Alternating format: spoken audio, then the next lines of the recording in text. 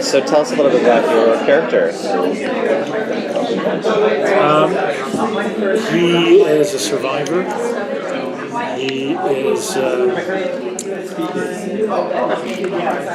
he's part of a group of survivors, and within that group, they've all found their place. They've got not necessarily found an ease, because it's a very uneasy. In all truth, it's a very uneasy group, and that group is thrown into, off the top, a very solid, unwelcome sanctuary. And all that does is create more unrest, more distrust, more shifts of allegiance, and Sam, my character,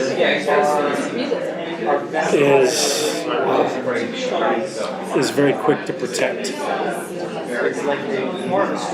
And for the first time, in the first episode, we find that he has to make a choice on new allegiance. And all that does is, again, create more distrust, more imbalance, more conflict. So it's a very difficult world to live in, the world of our values. There's a bit of a, like, when I heard about the premise as far as the world being overrun by vampires, I couldn't help but think of The Walking Dead, you know, in the sense of, like, you have these bands of human characters who are sort of fighting off these darker forces. Is that a fair comparison? That's a fair comparison, but that's where it would end.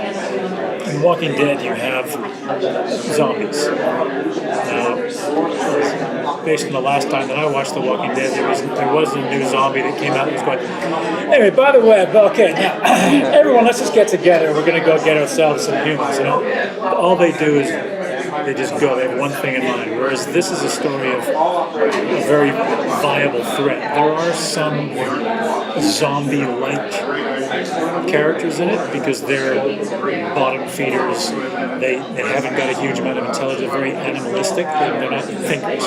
But that goes from that group all the way up to thoughtful, intelligent society vampires. These people have been around for a long time. They've now got the situation where they can walk around. The sun is no longer an issue, so they've got 24 hours a day to do their thing, and it's their time now. And they're taking over. They are now the majority. And go ahead. How long has it been within the world of the show since the takeover to where the show picks up? 3 years? Yeah, it's 2019. 2016 is when the apocalypse happens. Or begins. Do they still have satellites that work for phones, or is that all dead? What would life be without that? No. That would have been helpful. They're rocking it old school.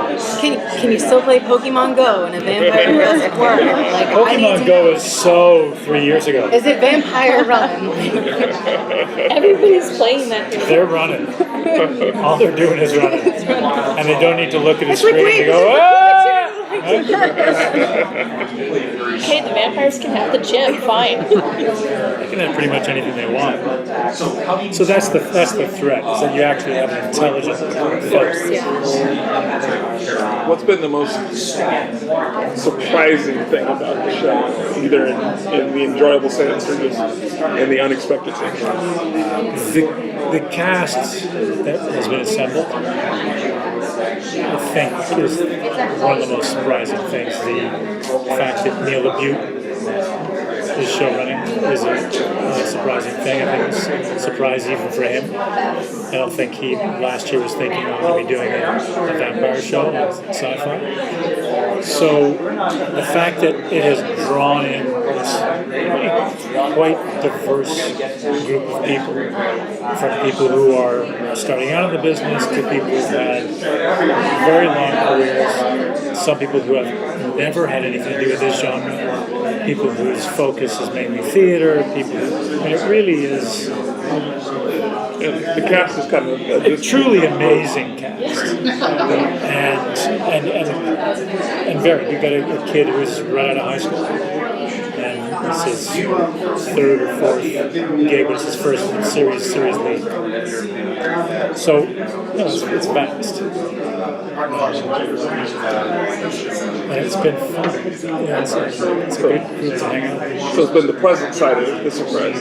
Yeah, it's pretty awesome. Really awesome. And we did a thing called block shooting, where we were shooting. The first group of 3 episodes we shot at the same time with Michael Nadkin.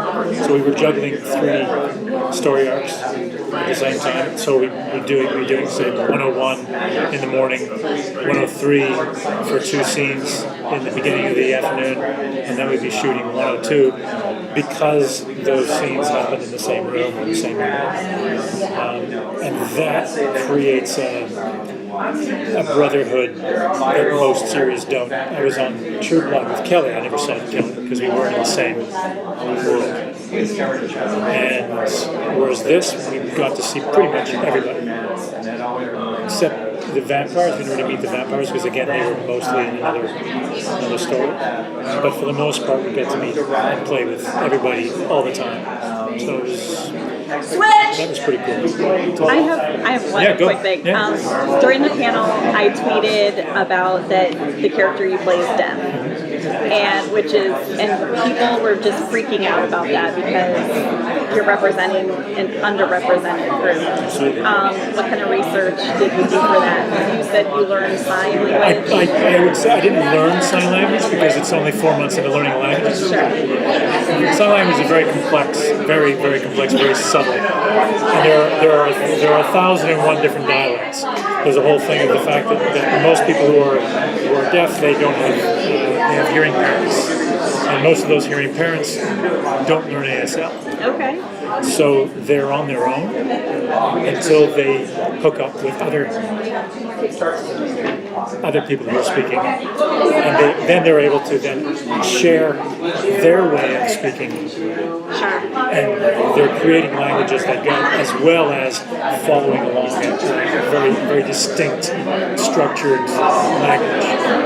And in each country, Canadian now, ASL is in America, it's not in Canada. Sure, that makes sense. Again, you have different things. So it's very, very complex. And then the subtleties of a language, between 3 people who spend a lot of time together, their signs could be very different from 20 people who spend time together in a different part of the country.